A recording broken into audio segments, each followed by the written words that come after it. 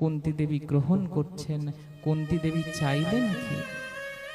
বললেন, হে গোবিন্দ, যদি দিতেই হয় তবে জগৎ সংসারের যত দুঃখ আছে, যত কষ্ট আছে, সব আমার চরণে ফেলে দাও। গোবিন্দ বললেন, পিসি, বড় আবেগের মধ্যে রয়েছ, বড় আবেগের মধ্যে রয়েছ পিসি। জানো, তোমার এই আবেগকে বিসর্জন দিয়ে বিবেক দিয়ে ভাবো। বলো তো, সমস্ত স্বর্গের যত সুখ ঐশ্বর্য সব তোমাকে দিয়ে দিই।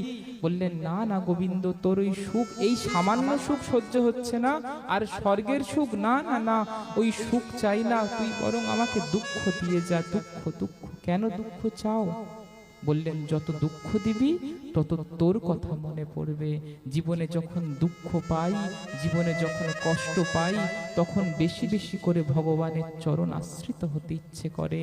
গোবিন্দ চলে যাচ্ছেন, কুন্তী দেবী কাঁদছেন, গোবিন্দকে ধরে রাখতে পারলেন না। আজও মহাপ্রভুকে তো সবাই ভালোবাসে, কিন্তু মহাপ্রভুকে কি ধরে রাখা যায়?